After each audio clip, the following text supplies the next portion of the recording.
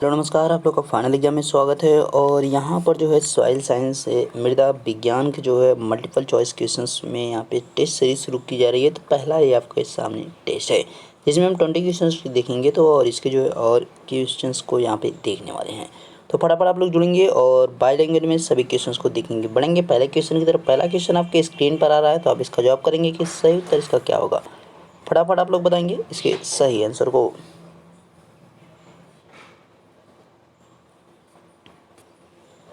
प्रश्न है, पानी पौधे का मुख्य पोषक है नामक सुझाव किसने दिया था। Who suggested the name water is the main nutrient of the plant. यानी पानी जो है पौधों के लिए सबसे आवश्यक या सबसे ज़रूरी है, इसको बताया फ्रांसिस बेंक के द्वारा, यानी इनके द्वारा इसको बताया गया। अगला प्रश्न स्क्रीन पर और आपको इसका जवाब करना है कि सही उत्तर क्या होगा।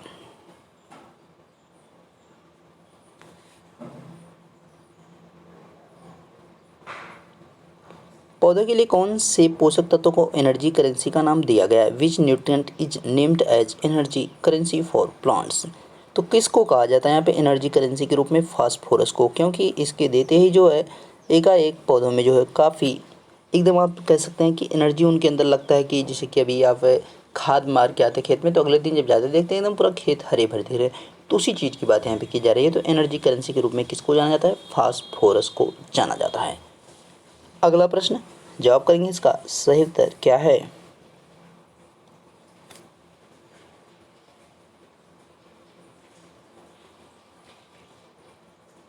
प्रश्न है, कौन सा तत्व पौधों में परोक्ष रूप से सूखा प्रतिरोधीता दर्शाता है। विच एलिमेंट इनडायरेक्टली सोच ड्रॉट रेजिस्टेंस इन प्लांट्स। तो यहाँ पे अगर सही उत्तर की बात करेंगे तो किसकी बात की जा रही है। सूखा प्रतिरोधकता जो दर्शाने वाला काम करता है कौन करता है, फास्फोरस के द्वारा किया जाता है। यानी सी ऑप्शन यहाँ पे आपका सही है। बढ़ेंगे अगले प्रश्न की तरफ। अगला प्रश्न स्क्रीन पर आपको इसका जवाब करना है कि इसका सही उत्तर क्या होगा। फटाफट बताएंगे इसके सही आंसर को।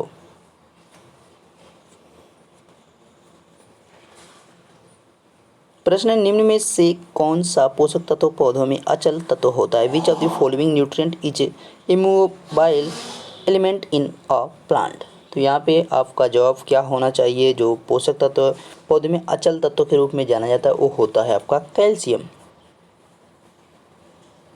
कैल्शियम की बात यहाँ पे की जा रही है। अगला प्रश्न आप जवाब करेंगे इसका सही उत्तर क्या है।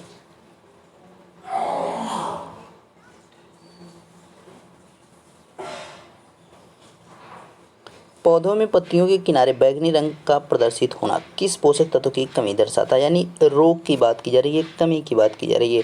The appearance of purple colour on the edge of leaves in a plant indicates deficiency of which nutrient. तो किसकी कमी को दर्शाएगा। तो यहाँ पे जो है लगेगा कि फास्फोरस जो है वहाँ पे कम है।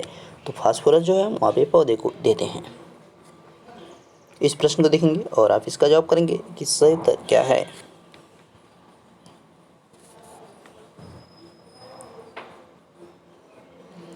लोहा तत्वों की कमी मुख्यतः तब प्रदर्शित होती है जब फसलों को उगाते हैं। The deficiency of iron elements is mainly displayed when growing crops. तो इनको जो है किस प्रकार की ज़मीन पर जो है हम उपजाते हैं तब यहाँ पे हमारा क्या है, आयरन की जो यहाँ पे कमी है उस चीज़ को यहाँ पे देखने को मिलता है। तो कौन सी मिट्टी रहेगी, तो चूना युक्त हो या आपकी क्षारीय हो, यानी आपका लाइमस्टोन्स और एल्काइल सॉइल हो। तो इस प्रकार की जब मृदा रहेगी तो उसमें जो है आयरन की कमी हमारी जो है दिखने लगती है जब फसल उगते ही।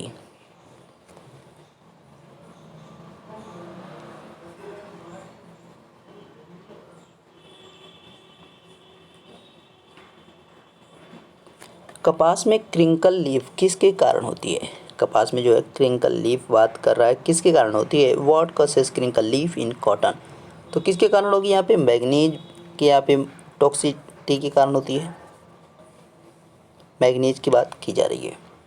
अगला प्रश्न स्क्रीन पर आपको इसका जवाब करना है कि सही उत्तर क्या होगा।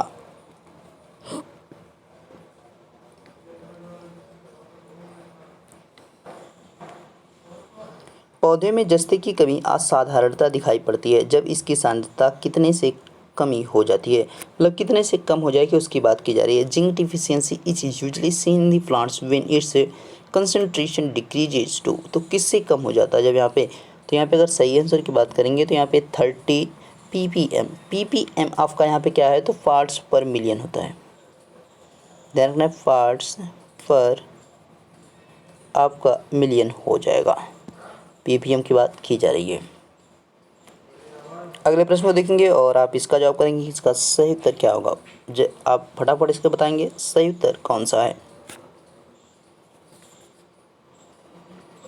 मृदा में किसका स्तर बढ़ाकर बाजरे में डाउनी मिल्ड्यू नामक बीमारी का नियंत्रण किया जा सकता है। The disease called downy mildew is millet can be controlled by increasing the level of which in the soil. मतलब किसका जो स्तर यहाँ पे बढ़ाया जाए, यानी किसकी मात्रा को बढ़ाया जाए। तो मात्रा वो आपकी होनी चाहिए क्लोरीन की।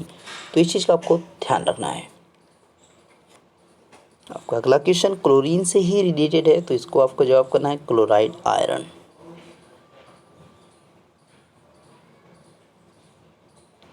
क्लोराइड आयरन युक्त उर्वरक किस फसल के लिए अनुकूल नहीं है। For which crop fertiliser containing chloride iron is not suitable. तो क्लोराइड आयरन जो है यहाँ पर सबके लिए, इसके लिए भी होगा, इसके लिए भी होगा, इसके लिए, लेकिन आलू के लिए जो यहाँ पे सूटेबल नहीं है। तो आपको ध्यान रखना है यहाँ पे B option is the right option.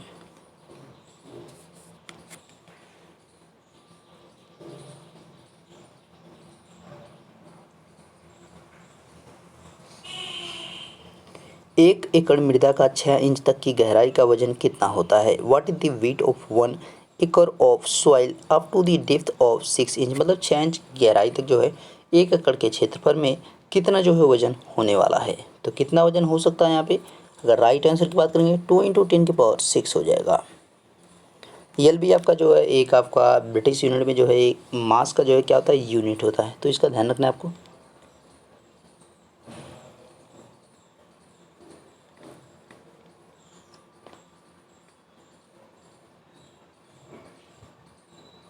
कौन सा जीव सूक्ष्म वायवीय मुक्त स्थिरीकृत और घासों के साथ संलग्न होते हैं। Which organism is microbial free embroiled and associated with grasses. तो यहाँ पे एम्बॉयलाइज्ड है, तो इसके आंसर की अगर सही बात करेंगे तो मुक्त स्थिरीकृत और घासों के साथ संलग्न होते हैं। तो किसकी बात कर रहा है, तो यहाँ पे बात कर रहा है ये जो स्पाइरेलियम की। ध्यान रखना है आपका, यहाँ पे बी ऑप्शन सही होगा। तो अब होता क्या है कि पादप देखें, ये जो स्पाइरेलियम जो होते हैं ये करते क्या है कि ये जो है जो हमारे पादप वृद्धि कारक जो है एक हार्मोन है, ठीक है। पादप वृद्धि कारक हार्मोन है, यानी जो प्लांट्स में जो है इंक्रीजिंग यानी जो वृद्धि होनी चाहिए उसकी बात यहाँ पे की जा रही है, ठीक है। तो पादप वृद्धि कारक हार्मोन होने के कारण जो है क्या करता है कि ये अंकुरण के समय से, यानी जब जो है वो यहाँ पे जब से एकदम मतलब वो सीड से निकल के आएगा, अंकुरण से लेकर वो पौधे बनने तक जो है क्या होता है, वृद्धि करने में बहुत ही मददगार होता है, यानी आपका लाभकारी होता है। और इजोटोबैक्टर की बात करेंगे तो ये जो ऑक्सीजन की उपस्थिति में वायुमंडल में क्या होता है, नाइट्रोजन स्थिरीकरण करने वाला जैव उर्वरक है। किसकी बात की जाए, इजोटोबैक्टर। अगला प्रश्न देखेंगे और आप यहाँ पे जवाब करेंगे इसका सही उत्तर क्या होगा।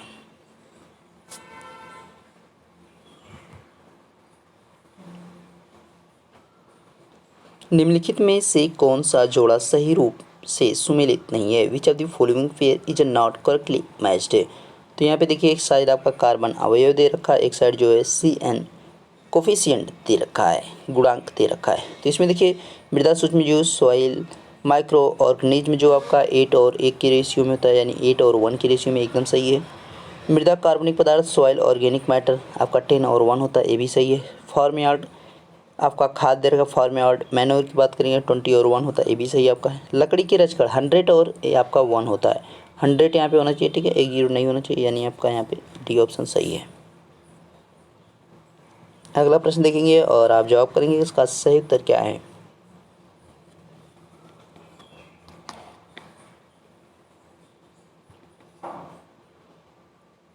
पीट मृदा की साधारणता क्या विशेषता होती है। What is the general characteristics of पीट सॉइल। पीट सॉइल के बारे में पूछा गया है, तो यहाँ पे अगर सही आंसर की आप बात करेंगे, पीट सॉइल कैसी होती है, ब्लैक होगी, हैवी होगी, एसिडिक सॉइल होगी, यानी काली, भारी और अम्लीय मृदा हो जाएगी। अगला प्रश्न स्क्रीन पर और आपको इसका जवाब करना है कि इसका सही उत्तर क्या होगा।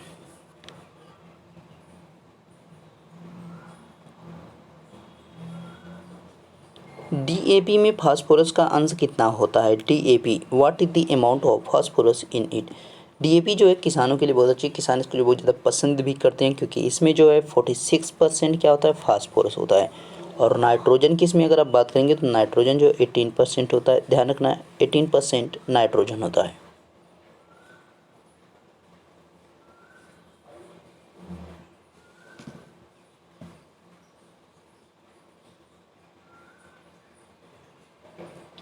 अगर मृदा का कण घनत्व जो है 2.3 है और स्थूलता घनत्व जो है ये आपका 1.3 है, तो इसकी सांद्रता क्या होगी? इफ़ द पार्टिकल डेंसिटी आपका P D the of the soil is 2.6 and the bulk density आपका बल्क डेंसिटी बी डी जो था is 1.3, then what will be the of porosity, आपकी सांद्रता की बात की जा रही है। तो आपका क्या हो जाएगा यहाँ पे 1/3, यहाँ पे जो है 1/3 पॉइंट में आपको 1.3 और 2 पॉइंट आपका 6 और 100 आपको मल्टीपल कर देना है। तो इसको जब आप करेंगे ऊपर नीचे 10 से आप चाहे गुणा कर लो तो भी आपका क्या हो जाएगा, यहाँ पे 2 नीचे हो जाएगा, 2 से इसको आप काटोगे तो क्या हो जाएगा 50% हो जाएगा, यानी सी ऑप्शन इसका सही है। अगले प्रश्न को आप देखेंगे और इसका जवाब करेंगे कि इसका सही उत्तर क्या होगा।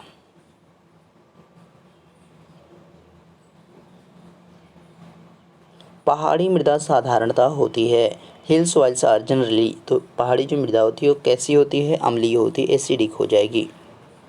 अगले प्रश्न की तरफ बढ़ते हैं और अगला प्रश्न आप जवाब करेंगे इसका सही उत्तर क्या होगा। स्क्रीन पर आपके अगला क्वेश्चन आ चुका है।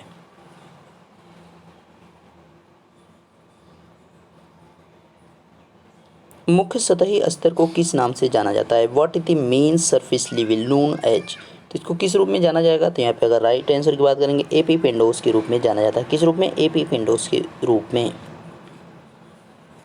अगला प्रश्न देखेंगे और आप इसका जवाब करेंगे कि इसका सही उत्तर क्या होगा।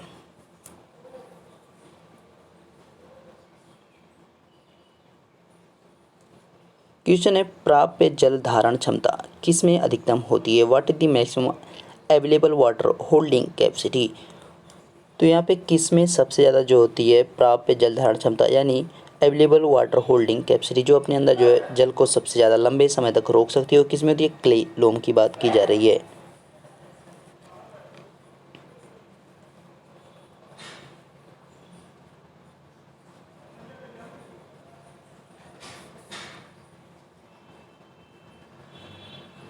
क्वेश्चन है कितने प्रतिशत से अधिक वायु रंध्र पानी से भर जाते हैं तो पौधों की वृद्धि रुक जाती है? By what percent of the air stomata are filled with water then the growth of plants stops, तो कितने परसेंट जो है वायुरंध्र अगर भर जाएंगे तो क्या होगी, किसकी वृद्धि रुक जाएगी? पौधे की वृद्धि रुक जाएगी। तो कितने परसेंट यहाँ पे? लगभग जो है 50 से आपके 60% यहाँ पे, ठीक है। अगर वायुरंध्र इतने भर जाएंगे, एयर स्टोमेटा जो है भर जाएंगे, तो क्या होगी, पौधे की जो इंक्रीजिंग है वो क्या हो जाएगी, रुक जाएगी अपने आप। तो सभी क्वेश्चंस आपके यहाँ पे कंप्लीट हो चुका है। वीडियो अच्छा लगा तो इसको लाइक करेंगे और शेयर करेंगे मैक्सिमम के पास ताकि चीज़ें पहुँच सकें। मिलेंगे नेक्स्ट वीडियो में, तब तक देखते रहिए आप final exam with Ashish sir. Thank you.